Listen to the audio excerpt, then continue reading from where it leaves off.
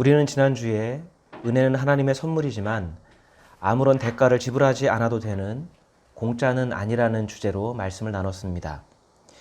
은혜는 자격을 따지지 않고 아낌없이 주는 하나님의 은혜입니다. 하지만 호의를 받는 신자는 하나님의 은혜를 공짜로 생각해서는 안 됩니다. 받은 은혜에 보답하려고 하는 마음을 가져야 합니다. 성경을 기록할 당시의 신자들은 이것을 지극히 당연한 것으로 여겼습니다. 하나님의 은혜를 아무런 조건 없이 받아도 되는 것, 그리고 대가를 지불하지 않아도 되는 것으로 생각하지 않았습니다. 하나님의 호의, 은혜에 대해 보답하지 않는 마음을 수치스럽게 여겼습니다.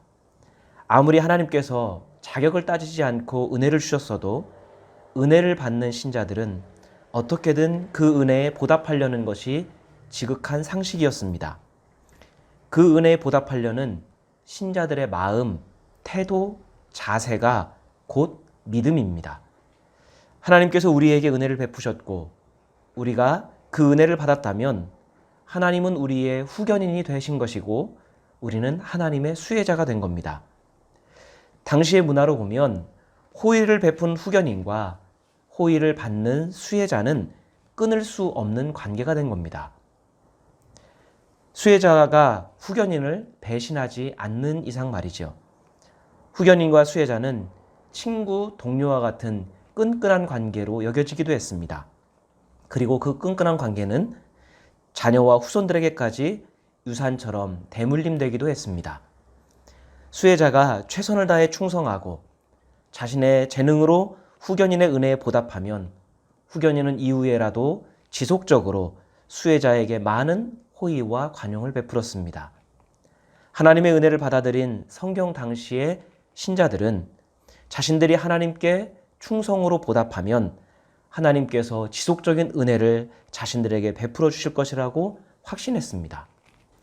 하나님의 은혜가 특별하고 탁월한 이유가 있습니다. 그것은 자격을 따지지 않고 주시는 은혜이기 때문입니다. 당시에는 아무에게나 호의를 베풀지 않았습니다. 후견인은 호의를 받을 자신이 호의를 베풀 수혜자를 엄격하게 선택했습니다. 왜냐하면 수혜자를 잘못 선택하면 자신이 호의를 베풀고도 그 자신이 피해를 입을 수 있었기 때문입니다. 후견인이 누구냐에 따라 수혜자가 위상이 달라지는 것처럼 수혜자에 따라 후견인의 평판과 명예가 올라가기도 하고 그리고 내려가기도 했습니다. 예를 들어 우리가 어떤 사람을 직장이나 아니면 누군가에게 소개를 시켜줄 때 그가 얼마나 성실하고 능력을 보이느냐에 따라서 소개하는 우리의 평가가 함께 이루어지는 것과 마찬가지입니다. 그래서 우리도 성실하고 정직한 사람을 소개해주지 우리의 평판에 해가 될 수 있는 사람을 소개시켜주지는 않습니다. 마찬가지로 고대에도 도리를 모르거나 삶이 문란하거나 평판이 좋지 않은 사람에게는 되도록이면 호의를 베풀지 않았습니다. 자신의 명예에 도움이 될 만한, 자신의 평판에 도움이 될 만한 사람에게 호의를 베풀었습니다. 그렇게 본다면 하나님께서 우리의 후견인이 되어주신 것은 놀라운 일입니다. 고대 세계에서 보면 이것은 파격적인 것입니다. 후견인이신 하나님께서 수혜자인 신자, 우리들에 의해서 평판이 안 좋아질 수도 있기 때문이죠. 신자들에 의해서 하나님의 명예가 형편없이 떨어질 수 있습니다. 하나님의 영광이 심하게 오염될 수 있습니다. 명예를 중시하는 사회에서 이것은 매우 위험한 일입니다. 인간은 죄인입니다. 하나님의 명예에 전혀 도움이 되지 않습니다. 오히려 해가 될 겁니다. 하나님의 호의를 받을 수 있는지 검증한다면 이미 검증 단계에서 탈락할 수밖에 없습니다. 차라리 인간의 후견인이 되지 않으시는 것, 인간에게 호의를 베풀지 않으시는 것이 하나님의 명예를 지킬 수 있는 최선의 길입니다. 그런데도 하나님은 우리들에게 은혜를 베푸셨습니다. 우리의 후견인이 되어주셨습니다. 우리를 수혜자로 인정해 주셨습니다. 보통의 경우 자격이 있는 사람을 선택해서 그에게 호의를 베풉니다. 호의를 받은 수혜자는 후견인에게 충성스러운 삶으로 보답을 합니다. 후견인은 그것을 보고 수혜자에 대한 믿음, 신뢰가 생깁니다. 그러면 후견인은 수혜자에게 더 큰 호의를 베풀게 됩니다. 이것이 당시의 후견인과 수혜자의 일반적인 관계입니다. 먼저 믿는 게 아니라 상대방의 삶과 행동을 지켜보면서 믿음이 생기는 것이죠. 하지만 하나님은 우리에게 선제적인 믿음을 보여주셨습니다. 예수 그리스도를 십자가의 희생제물로 삼으셔서 구원의 은혜, 그 은혜의 호의를 먼저 베푸셨습니다. 하나님께서 베푸신 그 관대한 그 구원의 호의가 거절당할 수도 있습니다. 이용당할 수도 있습니다. 그런데도 하나님은 그 위험을 감수하신 겁니다. 하나님께서 먼저 우리를 믿어주신 겁니다. 하나님의 그 믿음에 우리가 믿음으로 반응할 것을 기대하신 것이죠. 따라서 우리를 향해 베푸신 하나님의 은혜, 우리를 향한 하나님의 믿음은 위험한 은혜이고 위험한 믿음입니다. 실제로 예수께서 이 땅에 사시면서 건축자의 버린 돌처럼 거절과 무시와 배척을 당하셨습니다. 구원의 은혜를 베푸신 하나님의 은혜가 무시당했습니다. 하지만 무시당한 것은 그나마 덜 수치스러운 편입니다. 지금 보면 하나님의 명예는 짓밟혔고 하나님의 평판은 땅에 떨어졌습니다. 누구에 의해서입니까? 하나님의 호의를 알고 하나님의 은혜를 믿은 신자들 때문입니다. 하나님의 은혜를 알고 믿어서 하나님의 수혜자인 신자로 자부하며 살면서도 하나님의 그 믿음에 제대로 반응하며 살지 못한 신자들 때문입니다. 불신자들에 의해서는 기껏해야 하나님의 은혜가 무시당하는 것뿐입니다.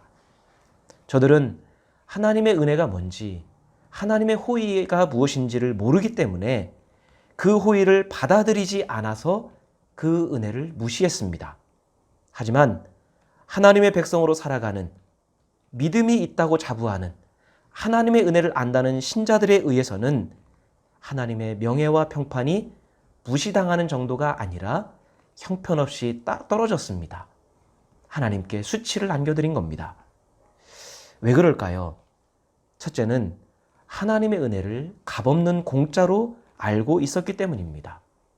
그러다 보니까 하나님의 은혜를 통해 자신의 사적인 욕구를 충족시키는 사적이고 이기적인 신앙을 갖게 된 겁니다.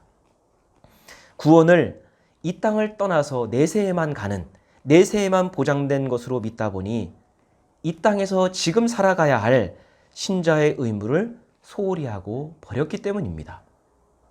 은혜에 대한 잘못된 이해를 갖다 보니까 둘째는 믿음을 마음의 확신이나 정신세계의 작용으로만 여기게 되는 겁니다.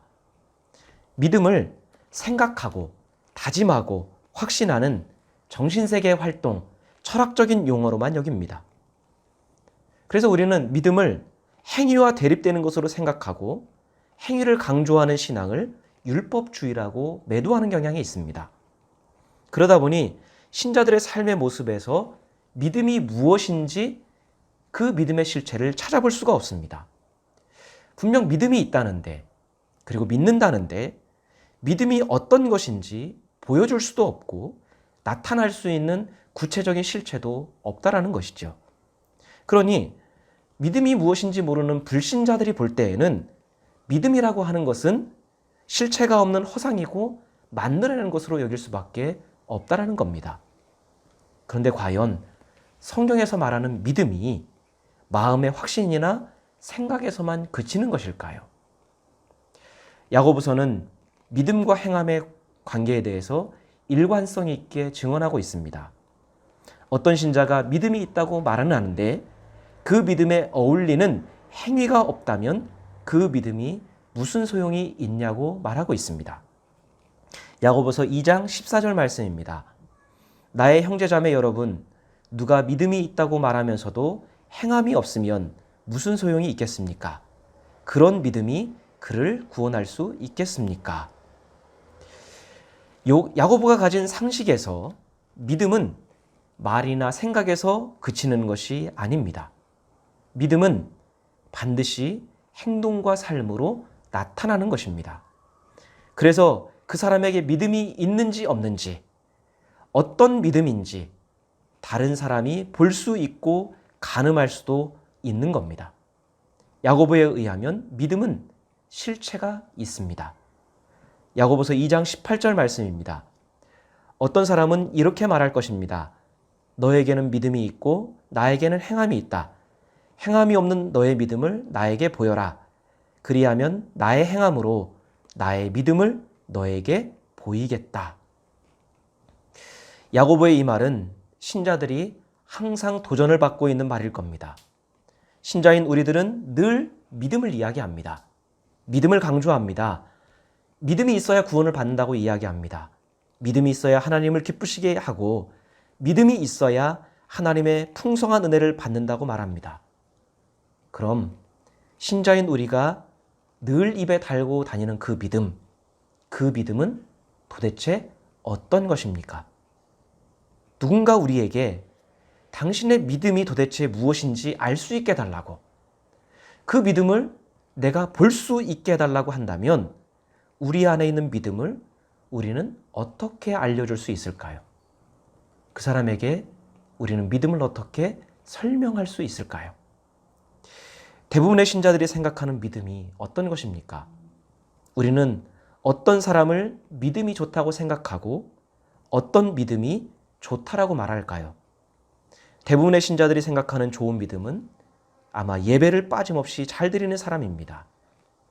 아무리 바빠도 예배를 빠짐없이 참석하는, 소위 주일을 성수하는 사람을 믿음이 좋다고 여깁니다. 주일을 성수하기 위해 주일에 과감히 사업장의 문을 닫는 사람, 삶이 어렵고 궁핍한데도 하나님을 믿고 예배를 나오는 사람을 믿음이 좋다고 여깁니다. 또한 아무리 힘들고 피곤해도 각종 기도회에 참석해서 열심히 부르짖어 기도하는 사람, 새벽 기도회에 빠짐없이 나오는 사람을 믿음이 좋다고 여깁니다. 휴가를 내서 시간을 내서라도 교회 활동에 봉사하고 헌신하는 사람, 11조를 비롯한 헌금 생활을 충실히 하는 사람을 믿음이 좋다고 여깁니다. 물론 믿음이 좋다면 예배, 기도, 봉사, 헌신에 있어서 충실한 모습을 보일 가능성은 클 겁니다. 하지만 주일을 성수하고 공예배에 빠짐없이 나오고 새벽 기도에 충실하고 열심히 봉사하고 10의 1조를 넘어서 10의 2, 3조를 하는 사람은 모두 신앙이 좋은 사람일까요? 그런 사람의 믿음은 무조건 보증할 수 있는 좋은 믿음입니까? 우리들이 생각하는 좋은 믿음은 대부분 교회, 엄밀하게 말하면 예배당을 중심으로 이루어지는 종교적인 활동으로 평가를 받습니다. 교회가 정한 모임에 출석률이 좋으면 좋은 믿음을 가진 것으로 평가합니다. 하지만 그것은 어디까지나 가능성일 뿐입니다. 예배를 비롯한 교회 활동에 충실한 사람이 믿음이 좋을 수도 있지만 그렇지 않을 가능성도 얼마든지 있습니다. 이것은 현재 교회 안에서 믿음이 좋다고 칭송받는 직분자들과 신자들이 교회 밖 세상에서 어떤 평가를 받고 있는지만 봐도 알 수가 있습니다. 교회 밖 세상은 교회와 신자들에 대해서 대부분 부정적입니다. 적대적인 감정도 많이 드러냅니다. 그럼 둘 중에 하나이겠지요. 교회와 신자의 믿음이 잘못됐든지, 불신자들이 교회를 이유 없이 핍박하든지. 많은 목회자와 신자들은 그것을 마치 신실한 믿음이 핍박을 받는 것처럼 말합니다. 그런데 과연 그런가요? 교회와 신자들이 세상에 보여준 믿음은 정말 성경적이고 순수했는데 믿음이 무엇인지 모르는 불신자들과 세상이 우리를 핍박하는 것일까요? 우리가 믿음이 무엇인지 잘 모르는 것일까요? 좋은 믿음이 무엇인지 잘못 배우고 알고 있는 것은 아닐까요? 행함이 있는 믿음, 좋은 믿음은 도대체 어떤 것입니까? 신자들이 일반적으로 생각하는 종교적 행사와 행위에 충실한 것일까요? 그런데 문제는 그런 믿음은 세상에 보여지는 것이 없다는 겁니다. 사람들에게 볼 수 있는 것을 나타내지 못합니다. 그런 믿음은 교회 안에서 믿는 사람들끼리만 선명하게 드러납니다. 구체적으로 그렇게 드러나지요. 성실한 예배 생활, 경건한 기도의 모습, 열심히 있는 봉사의 모습으로 좋은 믿음이 드러납니다. 하지만 교회 밖을 나가는 순간에 믿음의 실체가 사라집니다. 믿음이라는 단어는 말할 수 있고 믿음이 무엇인지 교리적으로 설명할 수는 있는 것 같은데 불신자들이 이해할 수 있도록 불신자들로 하여금 믿음으로 들어오게 할 수 있도록 초청하는 믿음을 설명할 수는 없다는 겁니다. 우리가 평가하는 그런 교회 안에서의 좋은 믿음의 모습이 불신자들에게는 마음에 와닿지도 않고 이해할 수도 없는 실체가 없는 겁니다. 아마 그런 우리의 믿음을 들으면서 대부분의 불신자들은 시간 낭비라고 때로는 우리에게 광신적이라고 생각하고 말할 겁니다. 그럼 좋은 믿음은 교회 안에서 신자들 사이에서만 느낄 수 있는 것일까요? 신자들만 깨달을 수 있는 것일까요? 교회 밖 사람들은 교회 안에 들어오지 않는 이상 믿음을 절대로 알 수 없는 것일까요? 그렇다면 불신자들에게는 믿음이라고 하는 건 영원히 감추어진 비밀일 겁니다. 그렇게 본다면 믿음이 있어야 구원을 받을 수 있는, 그리고 복음은 불신자들에게 불가능한 거 아닙니까? 그럼 믿음으로 구원받는다는 말은 허황된 말이 될 수밖에 없는 것이죠. 믿음이 무엇인지 경험해야 믿음을 가질 수 있는데 믿음을 소개하고 믿음을 보여줘야 될 신자들의 모습에서 믿음을 볼 수가 없습니다. 그런 불신자들은 믿음을 소개받을 수도 없고 믿음에 접근할 수도 없는 것이죠. 그럼 믿음으로 구원받는다는 말은 구원하지 않겠다라는 말과 다름없습니다. 하지만 성경은 믿음을 마음의 확신이나 생각으로만 말하지 않습니다. 믿음은 신자들만 느낄 수 있는 것도 아닙니다. 믿음은 불신자들도 볼 수 있고 느낄 수 있는 구체적인 행동이고 삶입니다. 야고보가 행함이 있는 믿음을 말하면서 예를 듭니다. 야고보서 2장 15절 16절 말씀입니다. 어떤 형제나 자매가 헐벗고 그날 먹을 것조차 없는데 여러분 가운데서 누가 그들에게 말하기를 평안히 가서 몸을 따뜻하게 하고 배부르게 먹으십시오 하면서 말만 하고 몸에 필요한 것들을 주지 않는다고 하면 무슨 소용이 있겠습니까? 어떤 사람이 헐벗었습니다. 하루 종일 굶주렸습니다.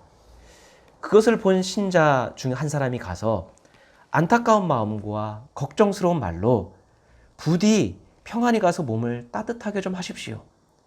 굶지 말고 배부르게 좀 하십시오. 식사 좀 하십시오라고 친절하게 말을 합니다. 하지만 말만 하고 그에게 필요한 옷을 주지 않습니다. 먹을 것을 주지 않습니다.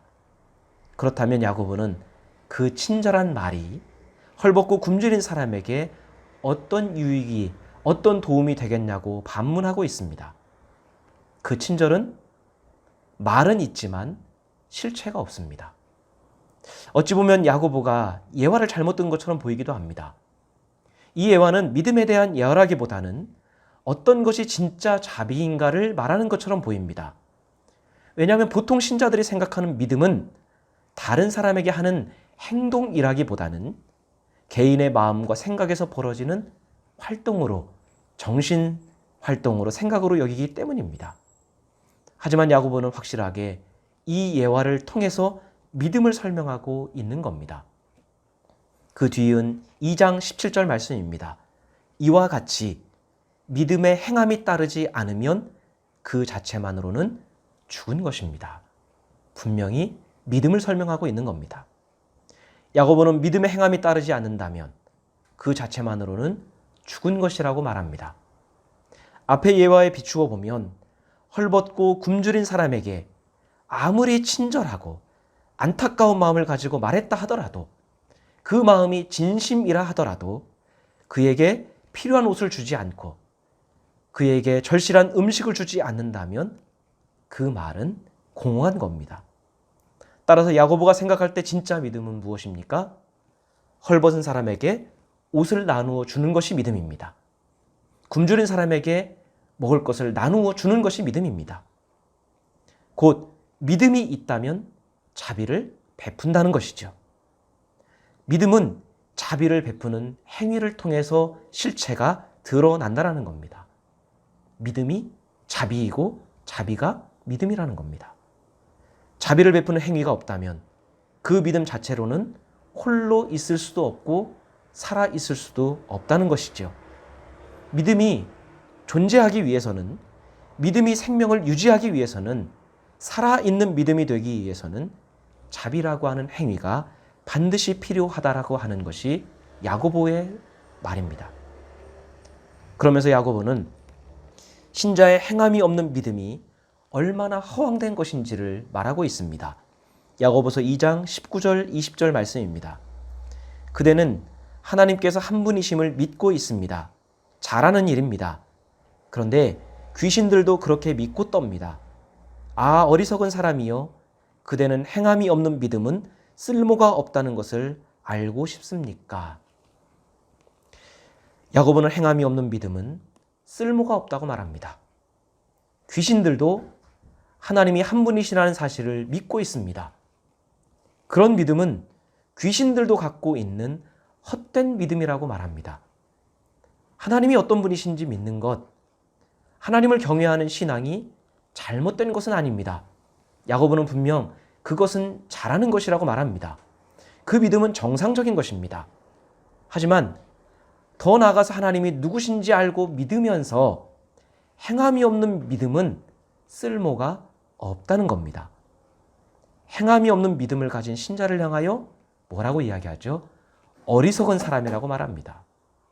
더 나아가 야고보는 행함이 없는 믿음은 죽었다고 말합니다. 야고보서 2장 26절 말씀입니다. 영혼이 없는 몸이 죽은 것과 같이 행함이 없는 믿음은 죽은 것입니다. 여기서 우리가 주목해야 하는 것은 행함이 인간에게 있어서 영혼과 같다라고 말하는 겁니다. 믿음이 몸과 같다라는 사실입니다. 우리는 아마 반대로 생각할 겁니다. 우리는 믿음이 정신, 영혼에 해당되고 그리고 행함이 몸일 거라고 생각을 합니다. 왜냐하면 행함이 몸으로 나타나는 것이기 때문이지요. 그런데 믿음이 인간의 중심인 영혼이라고 이야기합니다. 행함이 영혼의 비유가 됩니다. 우리가 생각하는 것과 반대입니다. 왜 그럴까요? 믿음의 본질을 이해하지 못하면 행함으로 이어질 수 없다는 것을 강조하는 겁니다. 영혼이 없으면 인간의 육신은 어떤 동작도 어떤 행동도 할 수 없습니다.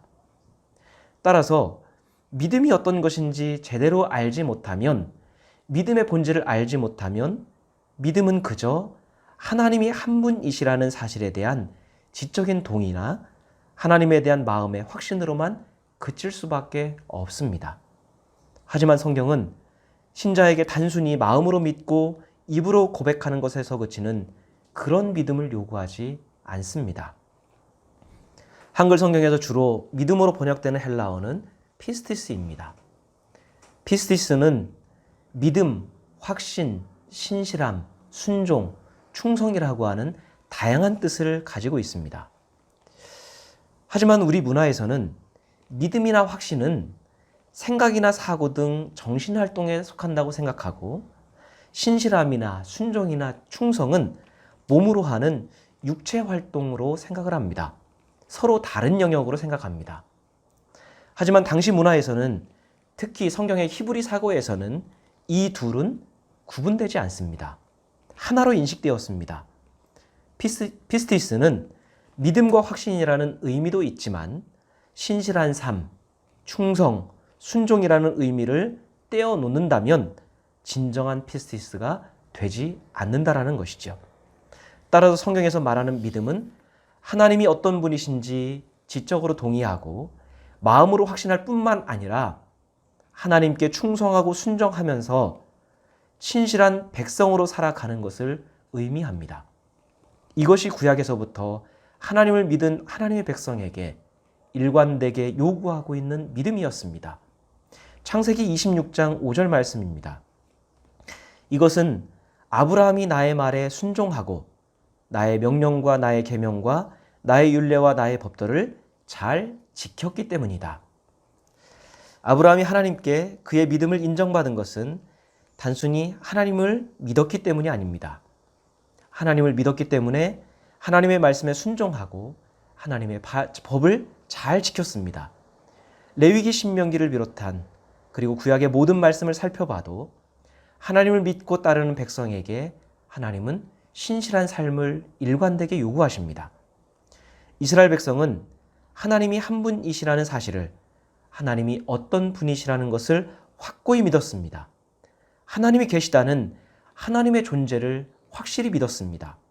하지만 하나님께서는 늘 그들의 믿음을 책망하셨습니다. 그들의 믿음에 대해서 심판을 선고하셨습니다. 왜 그렇습니까? 언제입니까?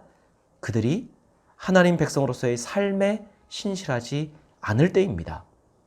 하나님께 충성하지 않고 하나님 말씀에 불순종할 때입니다. 하나님의 명령하신 인간의 도리를 저버렸을 때입니다. 대부분의 신자들은 예배와 기도 등 자신의 종교 행위를 열심히 한 것으로 충성하고 순종했다라고 생각할지 모릅니다. 하지만 성경에서 말하는 신실한 삶은 교회 안에서 이루어지는 종교 행위가 아닙니다. 내가 받을 구원이나 내가 가기를 열망하는 천국에 대한 믿음을 지키려는 그런 마음의 확신이나 생각도 아닙니다. 야고보서 2장을 쭉 살펴봐도 믿음이 무엇인지 다시 생각할 수밖에 없습니다. 야고보서 2장 1절에서 야고보는 이렇게 말합니다. 나의 형제자매 여러분, 여러분은 영광의 우리 주 예수 그리스도를 믿고 있으니 사람을 차별하여 대하지 마십시오. 믿음은 사람을 차별하지 않는 것이라고 말하고 있습니다. 믿음이 있으면 부자와 가난한 자, 힘 있는 자와 약한 자, 높은 자와 낮은 자, 지혜로운 자와 무지한 자를 구별하지 않는다고 말합니다.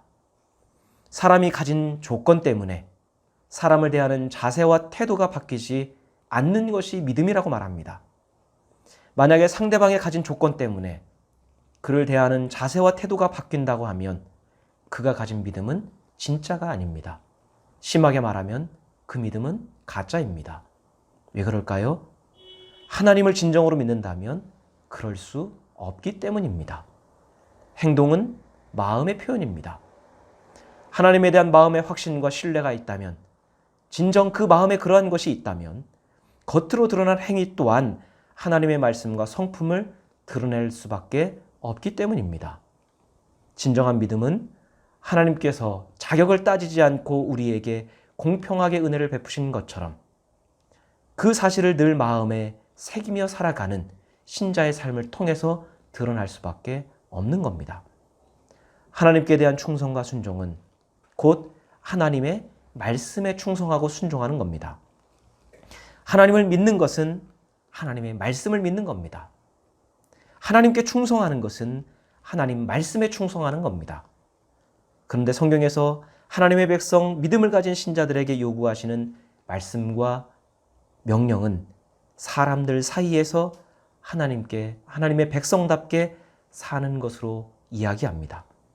성경에서 일관되게 요구하는 것은 사람의 생명을 보호하고 사람을 차별하지 않고 사람을 존중하고 가난하고 소외된 사람들을 돌아보고 어려움과 고난에 빠진 사람을 도와주는 것으로 말합니다. 하나님께서 사람 사이에 세우신 인간의 도리에 충실하고 욕심과 욕망을 따르지 않고 정직하고 성실하게 삶을 살아내는 겁니다. 이러한 삶이 없다면 평생을 빠짐없이 예배를 드리고 기도를 열심히 했다 할지라도 그 믿음으로는 구원받지 못한다고 예수께서도 말씀하셨습니다. 마태복음 7장 21절 말씀입니다. 나더러 주님 주님 하는 사람이라고 해서 다 하늘나라에 들어가는 것이 아니다. 하늘에 계신 내 아버지의 뜻을 행하는 사람이라야 들어간다. 구원받을 만한 믿음은 하나님의 뜻을 행하는 사람입니다. 따라서 좋은 믿음은 교회 안에서 예배 현장에서 목회자나 동료 신자들에게 인정받는 믿음이 아닙니다. 신자들 사이에서 내리는 평가로 보증받는 것도 아닙니다. 좋은 믿음은 불신자들 사이에서도 평가를 받아야 합니다. 믿음의 실체는 예배 현장이 아니라 세상의 한복판에서 드러납니다. 따라서 세상 한복판에서 불신자들에게조차도 인정받는 믿음이 좋은 믿음입니다. 그렇게 볼 때 지금 교회와 우리가 받고 있는 세상의 평가를 들으며 우리의 믿음을 심각하게 돌아보아야 합니다. 우리는 과연 믿음이 없는 주변 사람들에게 어떤 평가와 이야기를 듣고 있는지 우리 삶을 한번 깊이 돌아보아야 됩니다. 그것이 곧 우리의 믿음이기 때문입니다.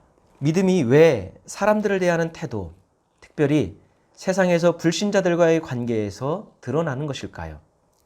그것은 믿음이 하나님의 명예, 하나님의 평판, 하나님의 영광을 지켜드리는 일이기 때문입니다. 우리가 앞서 은혜에서 살펴봤듯이 구원의 은혜를 베푸신 후견인이신 하나님은 신자의 행위와 삶에 의해서 평가를 받게 됩니다. 신자의 삶에 의해서 하나님의 명예가 드러날 수도 있고 하나님이 수치를 받으실 수도 있습니다. 세상은 하나님으로부터 은혜를 입은 수혜자인 그 신자들의 삶을 보고 하나님을 평가할 것이기 때문입니다. 그게 하나님의 영광이 드러나는 것일 수도 있고 하나님의 영광이 감추는 것이 될 수도 있습니다. 따라서 하나님의 명예와 평판을 높이는 그런 삶을 사는 믿음이야말로 좋은 믿음이고 살아있는 믿음이 될 수밖에 없는 것이죠. 하나님의 평판을 떨어뜨리고 하나님을 수치스럽게 한다면 그것은 죽은 믿음입니다. 믿음이라고 말할 수도 없습니다. 하나님의 은혜를 받았으면서 하나님의 명예를 훼손시켜 놓고 구원을 받겠다? 그것이 말이 될 수 없는 겁니다.